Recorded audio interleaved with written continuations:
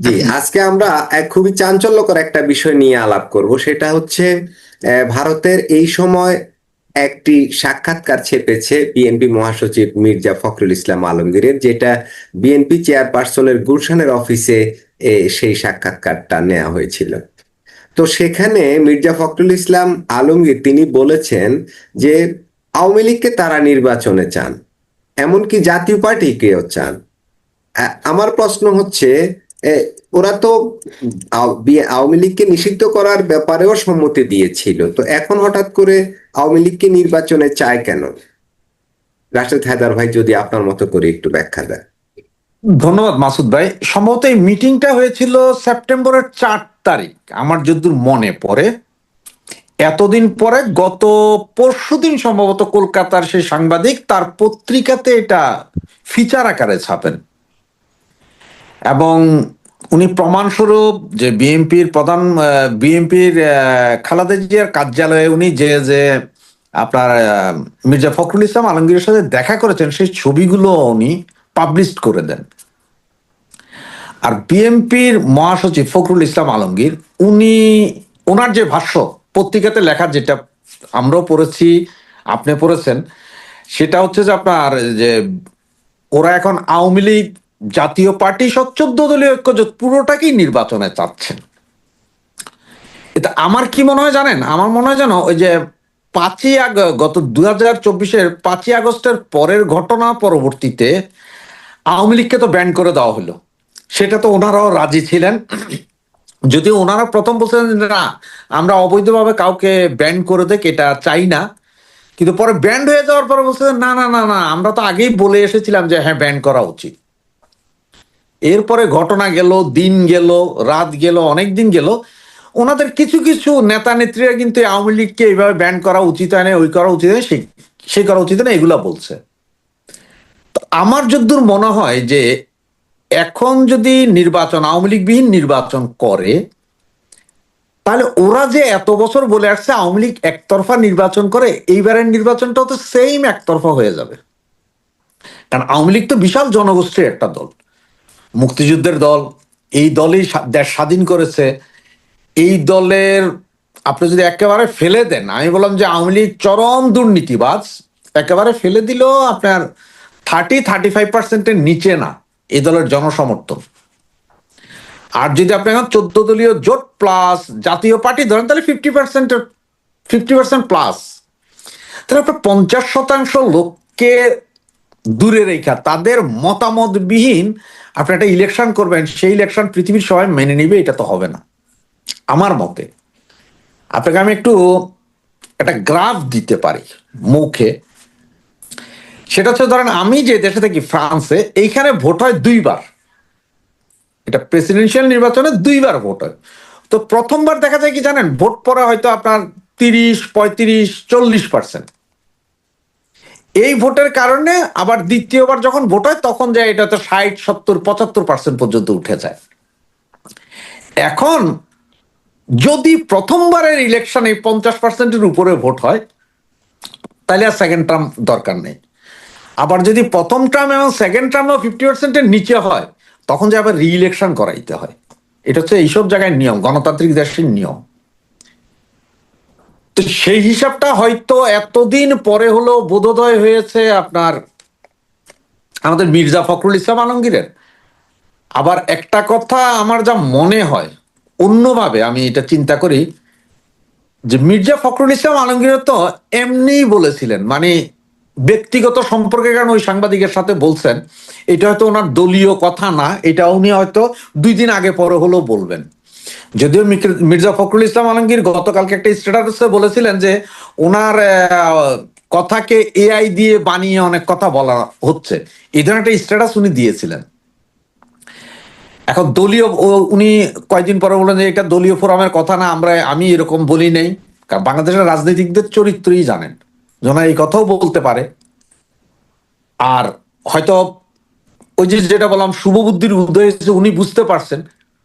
আর উনি এটা জানেন যে আওয়ামী লীগ বিহীন, 14 দল বিহীন বা জাতীয় পার্টি বিহীন একটা ইলেকশন করে, এই ইলেকশন ওনারা টিকবে না। কারণ এটা ওনারা 1996 সালে একবার করে দেখেছিলেন। তো বিএনপি একবার করে দেখেছিলেন 1996 সালে। বিএনপি সহ সমমনা দল ইলেকশন করে মাত্র 16 দিন সম্ভবত টিকেছিলেন। তো এই অভিজ্ঞতা যেহেতু ওনাদের আছে, ওনারা এখনো বুঝতেছেন যে এটা একটা সমস্যা হবে।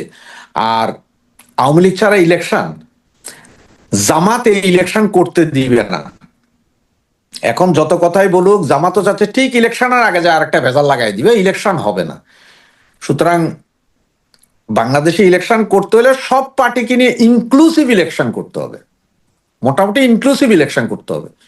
আমাদের পার্শ্ববর্তী দেখেন, আপনি চাইলে আপনার বিবাহিত বউ তালাক দিয়ে নতুন বিয়ে করতে পারেন, চাইলে আপনি গাড়ি বাড়ি বেচে দিয়ে নতুন গাড়ি বাড়ি করতে পারেন, কিন্তু আপনি চাইলে আপনার পাশের বাসার যে বাড়ি না, আছে আমি ওই আমি বাড়ি রাশেদ হায়দার ভাইকে একটু প্রশ্ন করতে চাই। সেটা হচ্ছে আহ, নির্বাচন গ্রহণযোগ্য হবে কি হবে না সেটা তো পরের বিষয়, যে একটা সরকার ক্ষমতায় তো বসে যেতে পারে, মানে গ্রহণযোগ্য না হলেও বসে যেতে পারে একটা 9-6 ইলেকশন করেই।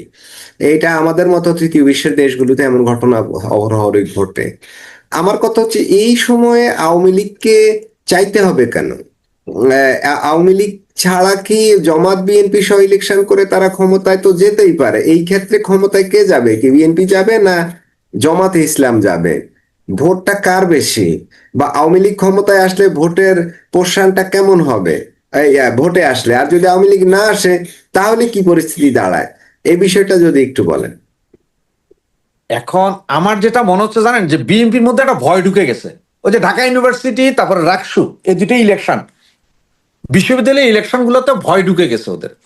দেখেন আপনাকে একটু বলি, যে এই পর্যন্ত বাংলাদেশে এরকম গণ আন্দোলন যতগুলো হয়েছে, সে এরশাদ বিরোধী আন্দোলন বলেন 96, যখনই ইউনিভার্সিটিগুলোর রাজনীতি যেই ছাত্র সংগঠনের সবচেয়ে জোর বেশি, ওই ছাত্র সংগঠন কিন্তু আন্দোলন দাঁড়া করাই দিতে পারে সারা বাংলাদেশে।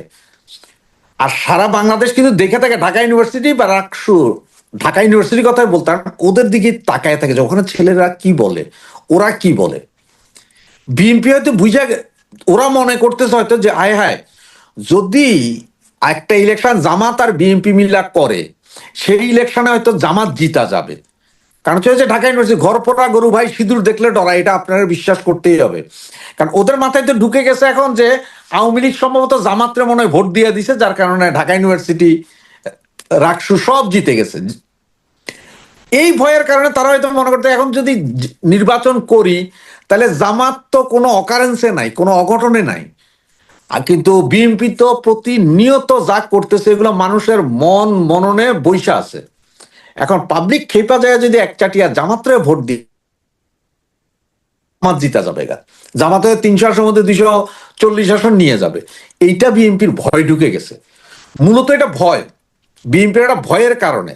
কারণ বিএনপি জানে যে ওদের গত 1 বছরের কার্যক্রম তো মানুষ সুখী না। না, আওয়ামী লীগ যদি ভোটে আসে তাহলে তো আর জামাত এককভাবে ভোট করবে বলে মনে হয় না।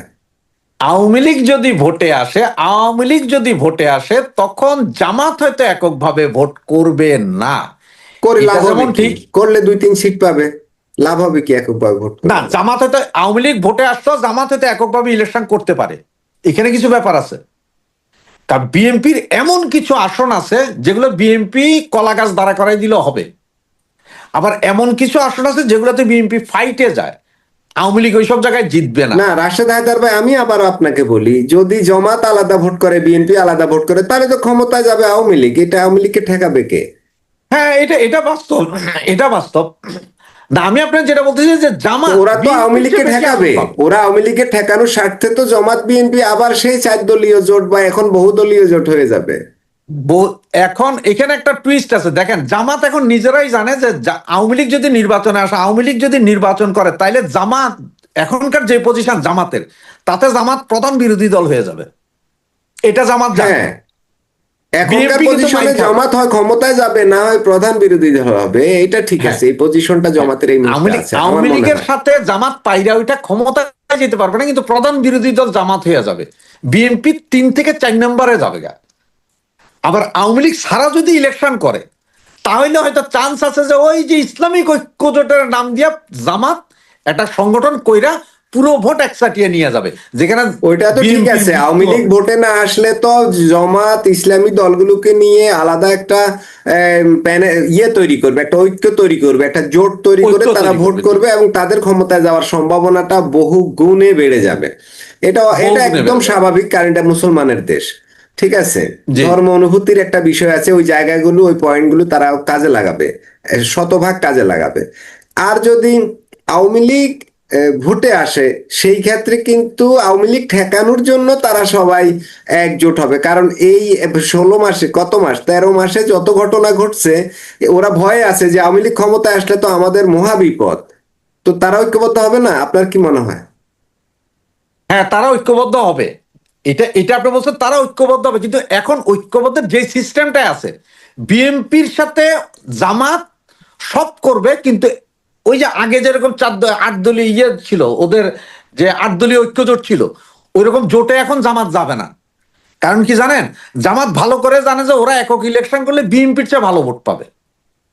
আবার এখানে আচ্ছা, আরেকটা ব্যাপার দেখেন, আপনারা বলি যেটা মির্জা ফখরুল ইসলাম আলমগীরের যেটা সবচেয়ে বেশি ভয়ের বিষয়, আপনি যদি একটু খেয়াল করে থাকেন, পুরো প্রশাসনের ভিতরে কিন্তু জামাতের লোকজন আছে।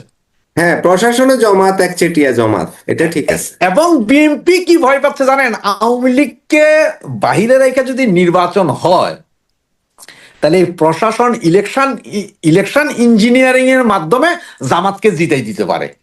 আর এই যেখানে ভয়টা আওয়ামী আছে, লীগ হ্যাঁ। আসছে, তখন কিন্তু আওয়ামী লীগ যদি ফিল্ডে থাকে, তখন কিন্তু এটা করা কষ্ট করে দাঁড়াবে, এটা পারবে না। না, তার কারণ কি, রাশেদ হায়দার ভাই, আমি আমি এখানে একটু কমপ্লেক্স আছে আমার মনে হয়, আমি আপনার সাথে বিষয়টা শেয়ার করি। সেটা হচ্ছে, আওয়ামী লীগ ভোটে আসলে জামাত বিএনপি কিন্তু ঐক্য হবেই হবে, কারণ তখন এই আওয়ামী লীগ আর না হলে ক্ষমতায় চলে যাবে ভাই।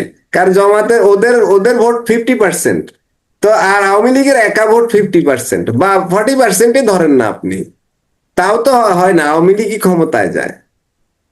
হুম, ঠিক না? তো ওরা ঐক্য করবেই। আর আমার মনে হয় কি, জামাতে ইসলাম বিএনপির কাছে তখন কিছু সিট চাইবে, এমন কিছু হতে পারে আওয়ামী লীগ আসলে ভোটে। আর আওয়ামী লীগ না আসলে কিন্তু জামাত এমন খেলা খেলবে, আমার মনে হয় ওই আপনি যেটা বললেন যে বিএনপির চাইতে এককভাবে ভোট করলে বিএনপির চাইতে জামাতের ভোট বেশি।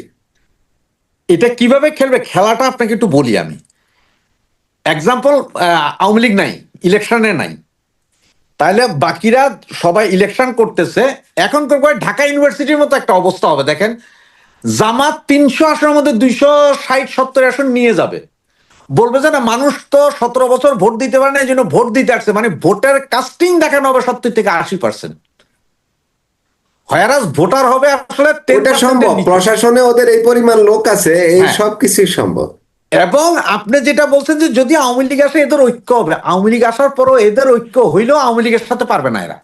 তার কারণ কি জানেন, গত 1 বছরে মানুষ কিন্তু ডিফেন্স করা শুরু করে দিছে অলরেডি।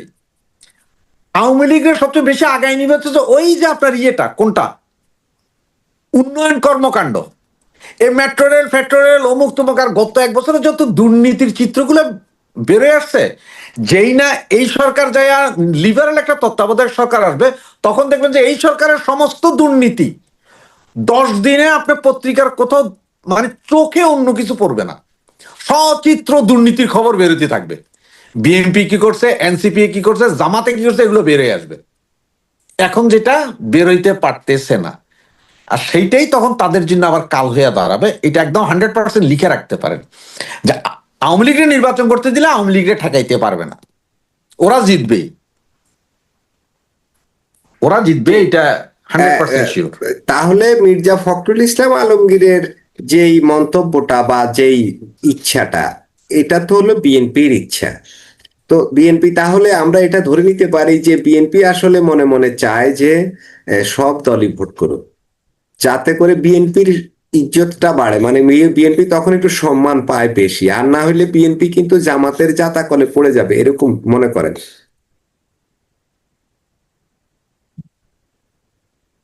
রাশেদ হায়দার ভাই?